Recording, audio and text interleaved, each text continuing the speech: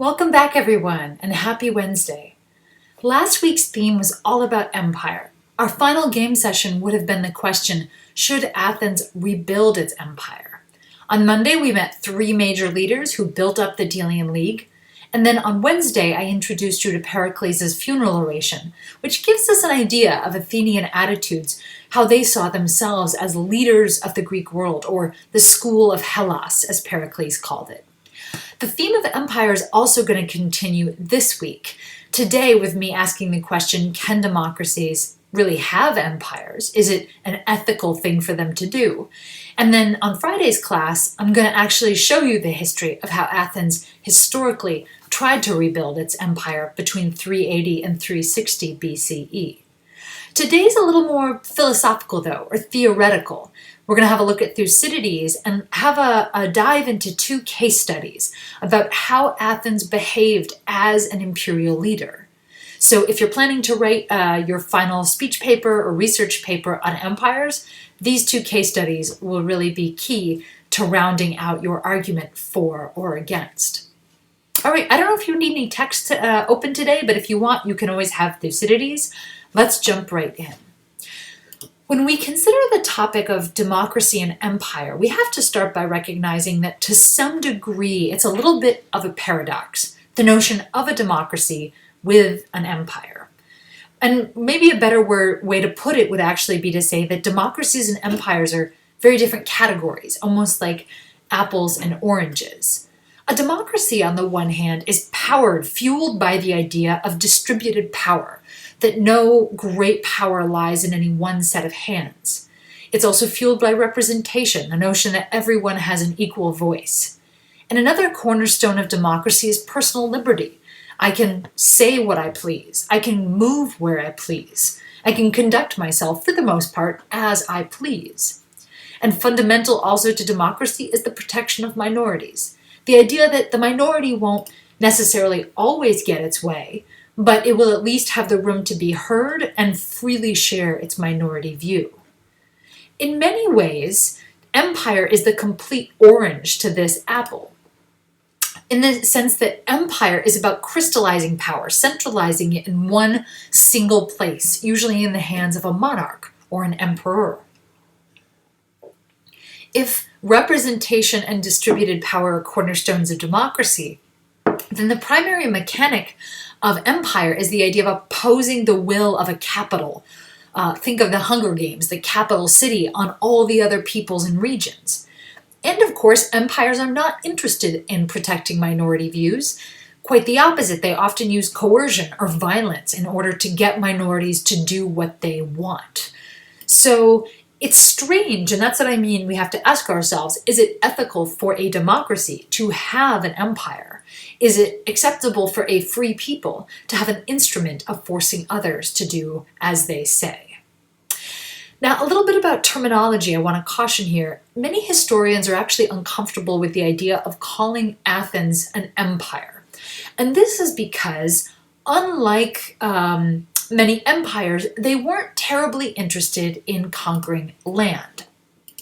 Some historians argue that a more accurate term for what Athens really had is a thalassocracy. Thalassa meaning in Greek sea. And so a thalassocracy is power by the sea or power over the sea. And this is because we see Athens is primarily interested in controlling coastlines and sea lanes. By the way, bear with me, I've got some construction going on at the house, so you might hear some sawing noises as we go, but we're going to persevere. Okay, back to thalassocracies. I actually want to jump to this map right here to show you what I mean. If you take a look at the Delian League, you can actually see that Athens, for the most part, is not very interested in conquering inland. What they're mostly collecting power over is over coastlines, right? All the way from Athens itself, along the Persian Empire, and up through the Hellespont. So, inasmuch as Athens has an empire, they don't care about conquering your farms and fields. What they want is your waterways. Now, for my purposes, I'm fine with calling Athens an empire. So feel free to use that term in your papers. Just know that some snooty historian at a cocktail party might correct you. Okay, what is it that I want to do today with the idea of empire? I want to look at two case studies of what sort of leaders Athenians really were when it came to controlling their empire. And kind of like Star Wars movies, sometimes they were really good empire. I don't know where I'm going with this analogy. there's the good. The New Hope was a really upbeat movie, and then there was The Empire Strikes Back. That was a really dark movie. And so think of those two. The purple, this revolt of Mytilene, is kind of like, whew, like a good day for the, against the empire, and then the dark one is just bad, like Darth Vader is winning in the Melian dialogue.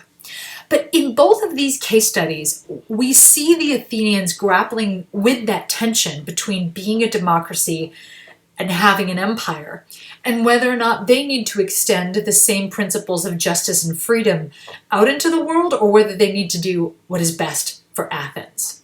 Okay, you're pretty clear on that? They're about 10 years apart. This one, the Revolt of Mytilene in 427, and then this one, the Melian Dialogue in about 416.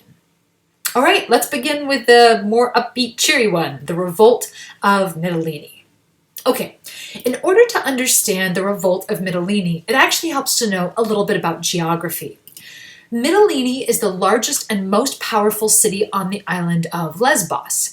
And yes, Lesbos is where we get the term lesbians.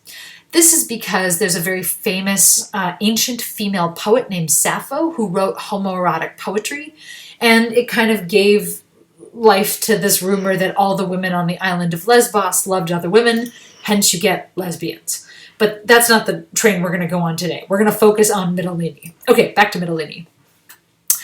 It's important to understand the geography of Lesbos because when you look at it, you realize it's one of the largest islands. It probably is the largest island, except for Rhodes, off of the coast of Ionia. And it's also a very ancient and rich city because it's a big trading hub spot between the Persian Empire and the Greek world. The island of Lesbos, and Mytilene specifically, were one of the few places in the Delian League that did not pay tribute. In the years after the Persian War, when Athens kind of asked, hey, who wants to join the Delian League? Lesbos was one of the very few places that said, we will contribute ships, not payment, to the Delian League. And this is because Lesbos, and Mytilene specifically, had a pretty powerful navy of their own. So when they joined the Delian League, to some extent, I think they expected to be treated as partners, not as subordinates to the Athenians. Of course, Lesbos wasn't quite as powerful as Athens. They didn't have quite as many ships, but they didn't see themselves as the little brother of Athens needing protection. They had enough protection to take care of themselves. This notion of Mytilene thinking of itself as a partner of Athens rather than a subordinate becomes important under the years of Pericles, the 460s to the 440s. Because during these years, we remember, Athens is doing a lot of bullying of smaller islands. Here I've put Naxos and Thasos into red. If you've forgotten those two, go back to last Monday's 13.1 video, because I talk about there the fact that Athens forces these two islands to participate in the Delian League when they don't want to. Now, I don't know firsthand what the people of Lesbos thought about this, but I could kind of imagine them thinking to themselves, oh, this will never happen to us. Because Lesbos was a different island. It was big, it was powerful, it was old, it had its own navy. And so looking at Naxos and Thasos, I can imagine the Mytilenaeans saying, well, shame on them. They should have had their own navy. They should have built up their own strength so that Athens couldn't push them around. Unfortunately for Mytilene, by the 420s, 430s BCE, the Athenians were indeed beginning to throw their weight around, and they weren't particularly impressed with the fact that Lesbos had its own navy. In 428 BCE, we hear that a number of the leading citizens of Mytilene had grown sick of Athens and particularly sick of Pericles' power. And they decided that they wanted to leave the Delian League. And they felt confident that they could do it because they had the Spartans and the Boeotians on their side, the territories of Boeotia and Laconia. Now, these aristocrats probably didn't choose 428 by accident. It was only 1 year after the plague, and it was about 3 years after the Peloponnesian War between Athens and Sparta had started. So if I could sit in their shoes, I imagine the leaders of Mytilene saying to themselves, aha, Athens is really on its back foot. It's down for the count right now. The Athenians are trying to recover from the plague, from the wars. This would be a good time to revolt. Unfortunately for the Mytileneans, they had their own enemies. And as soon as the enemies got wind that the people of Mytilene were planning to revolt from the Delian League, they went behind their back and reported this directly to the Athenians. The Athenians found out that the aristocrats were planning this rebellion with the support of some of the Mytilenean people.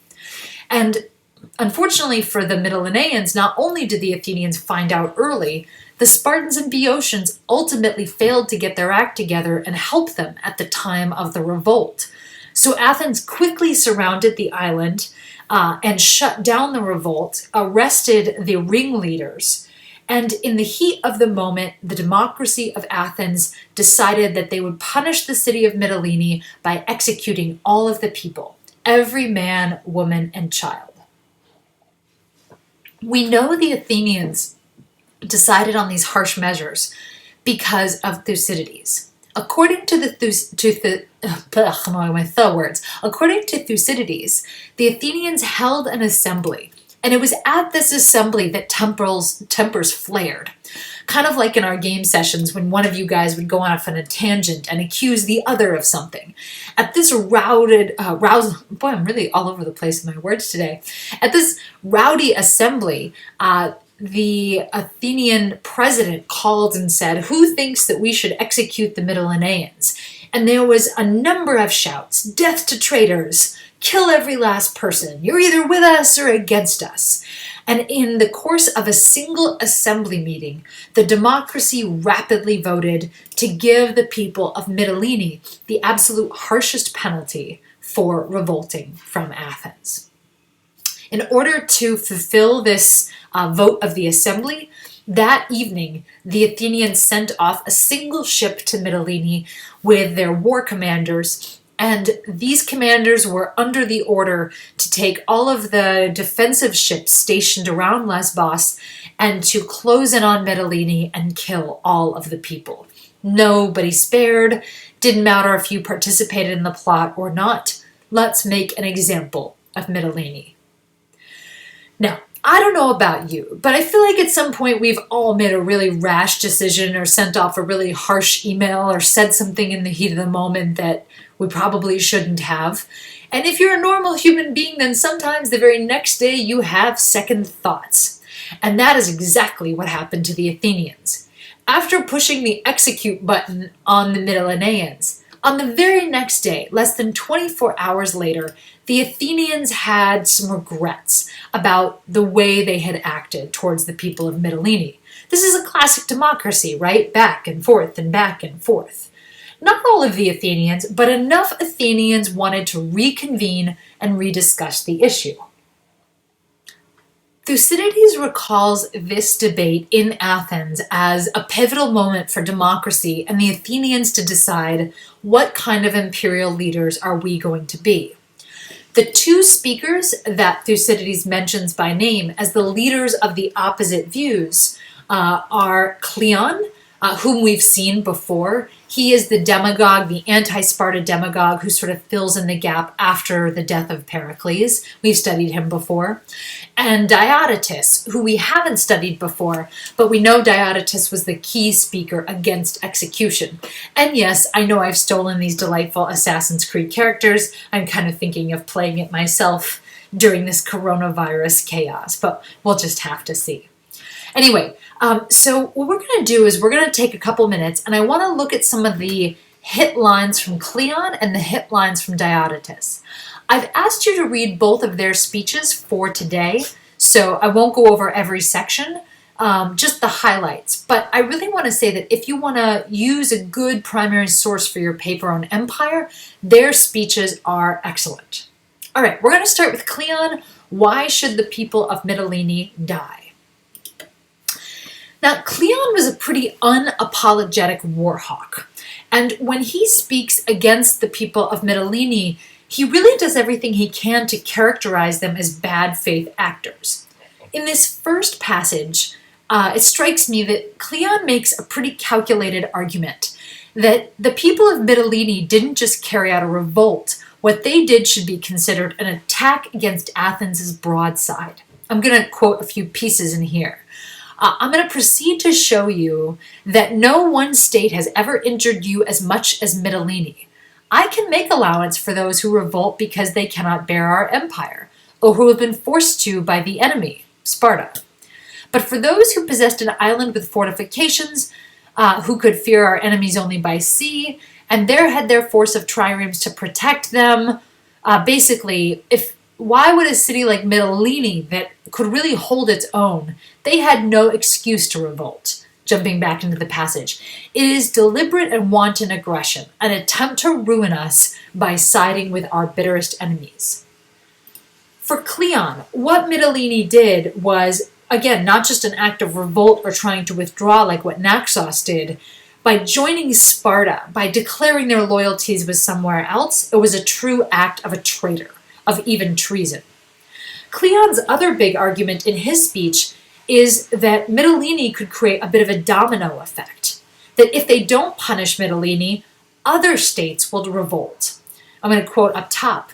We shall have to risk our money and our lives against one state or another. Jumping down. We shall have an enemy the more upon our hands, and shall spend the time that might be employed in combating our existing foes, in warring with our own allies. Down below in passage 7, don't be traitors to yourself. Punish them as they deserve, and teach your other allies by striking an example that the penalty of rebellion is death. So to sum up Cleon, the friend of our enemy is our enemy and should be treated like an enemy. And second, if you give him else a cookie, if you give Mytilene their freedom, everybody else is going to want a cookie too, right? Okay, that's the argument for executing the Mytileneans. Let's now have a look at Diodotus. Now, it's interesting. Diodotus does not really come out with a humanitarian argument. Rather, he argues that it's in Athens' best interest to be forgiving from a sort of international relations or strategic position. I think Diodotus knows that if he comes out as a sort of bleeding heart, it won't be very persuasive to the Athenians. So he has to convince them that politically speaking, forgiving Mytilene is the best course forward. In this passage, Diodotus emphasizes that if a city eventually surrenders, you do actually have to forgive them. If a city that has already revolted perceives that it cannot succeed, it will come to terms while it is still able to refund expenses and pay tribute afterwards. Here Diodotus says, look, if you crush Mytilene, then you'll never get tribute payments from them. But if you forgive them, you can essentially charge them back taxes on their tribute. And then furthermore down below, how can it be otherwise than hurtful to us to be put to the expense of a siege because surrender is out of the question? How can we receive a ruined city from which we can no longer draw the revenue that forms our real strength against the enemy Sparta? So for Diodotus, his first argument is financial. If we let the Mytileneans live, they can continue to pay us tribute revenue from here on out. They were contributing ships before. Now we can demand tribute of them. And then furthermore, in this passage, Diodotus also shows he's really worried about what happens if a democracy betrays the people, even the people of another city-state. He says, if you butcher the people of Mytilene, and it's capital P because he means like the little people, the democracy, who had nothing to do with the revolt, who, as soon as they got armed, surrendered the city, first you will commit the crime of killing your benefactors, and then you will play directly into the hands of the higher classes. In essence, what Diodotus is saying here is that Athens' job is to keep the little people on our side. We're the ones promoting democracy and freedom. And if you butcher the little people, then the aristocrats will have already won. You will have shown yourself as anti-democratic and unjust. Now, ultimately, according to Thucydides, it was Diodotus's argument that won the day. Not, again, because it's a humanitarian argument, but because it's a strategic one. In the end, the Athenians did vote to pardon the people of Mytilene and to kill only the ringleaders. And in my little drawing here, you can see a second ship. That's because the Athenians sent a second boat to catch up to the execution boat in the front. And according to Thucydides, they landed just moments after the executions at Mytilene were about to begin. But I always think it's striking here that Diodotus didn't win by a big margin. According to Thucydides, the show of hands was almost equal. So almost as many Athenians voted to kill everybody in Mytilene as voted to pardon them. Pretty remarkable. And also, again, shows you that there wasn't a deep well of sympathy for the people of Mytilene, even the people, the women and children who had had nothing to do with the revolt. Now, I feel like I'm going to bum you out to tell you that that's the story with the happy ending.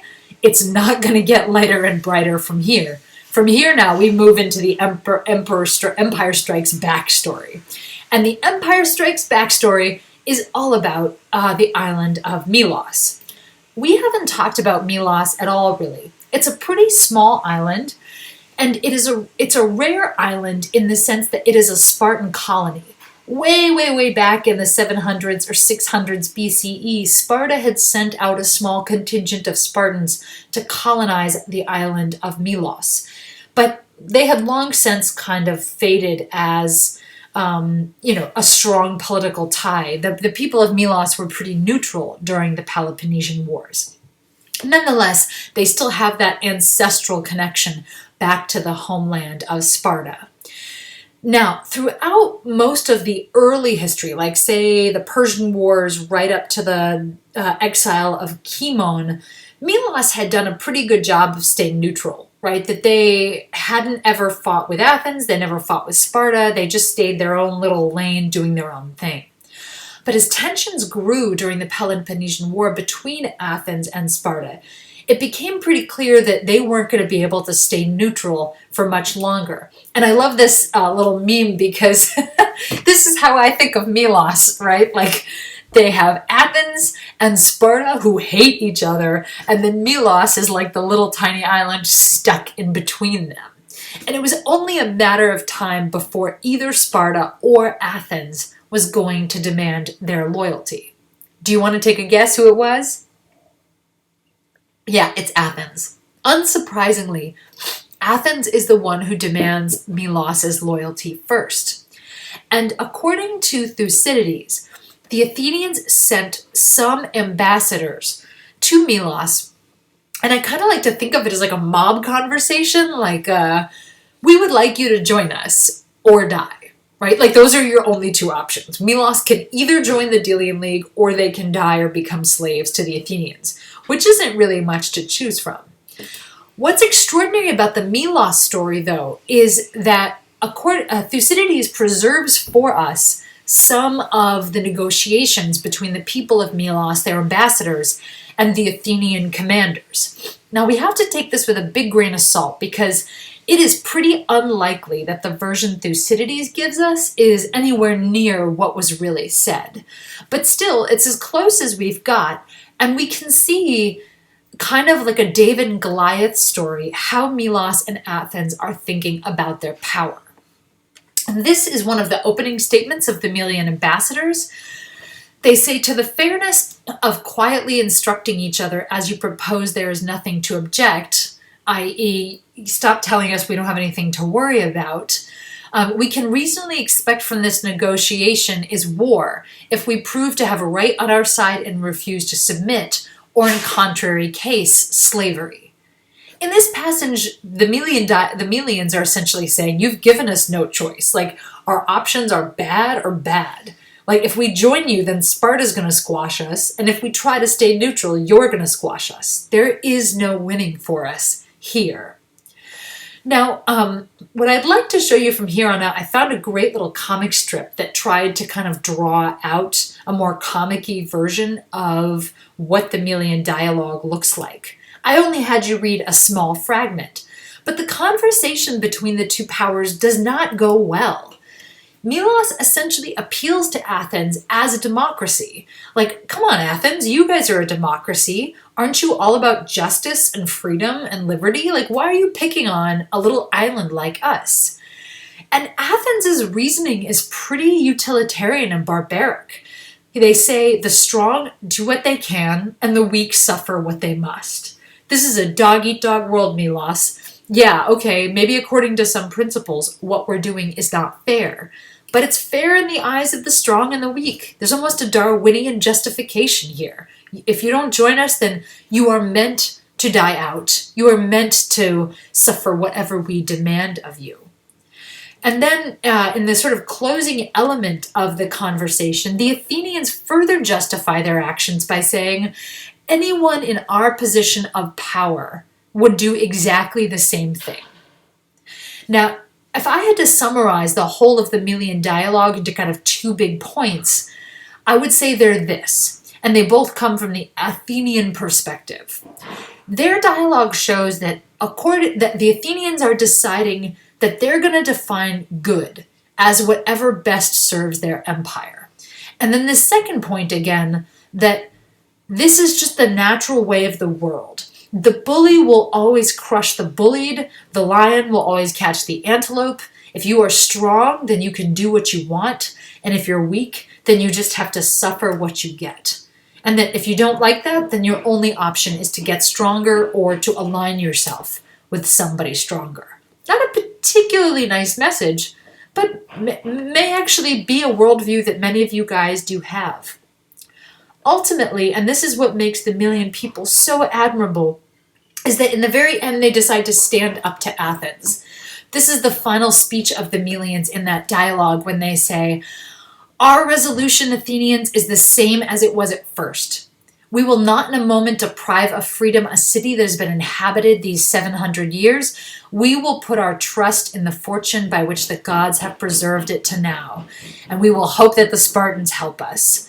Ultimately, the Melians do try to reach out to the Athenians. They say, "We invite you to allow us to be friends and to leave." I'm reminded in this speech a little bit of like the Spartans, the 300 Spartans at the gates of Thermopylae saying, look, our freedom is really important to us, and we would rather die and trust in the gods than submit to you. Isn't it kind of remarkable how the Athenian Empire has in many ways become no different than the Persian Empire? They're still forcing these little Greek islands and city-states to do their bidding, to do their will, just because they're stronger, acting like an empire and acting like a monarchy. I told you that this story had a bad ending, and it really does. The Melians refuse to surrender, except for right up until the very, very end, when they essentially have to surrender, and the Athenians show them absolutely no mercy. Unlike Mytilene, in which average people were saved and spared, nobody got away scot-free from Melos. According to Thucydides, the Melians surrendered at discretion to the Athenians, who put to death all the grown men whom they took and sold the women and children for slaves.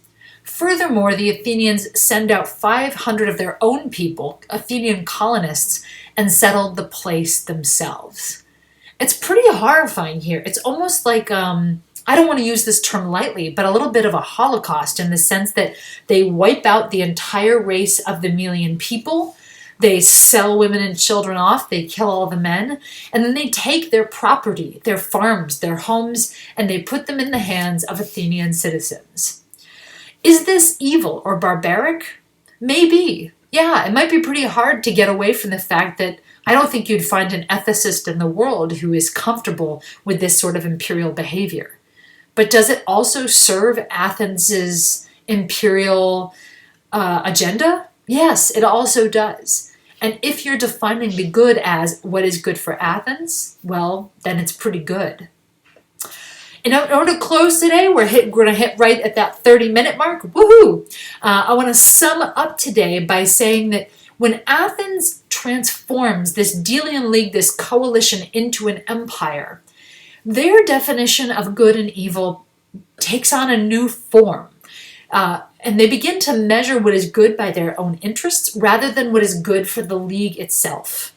And whether you want to argue about empire for good or for ill, if you're going to write an essay on the topic of would it have been good for the Athenians to rebuild their empire, you first have to start by defining good for whom.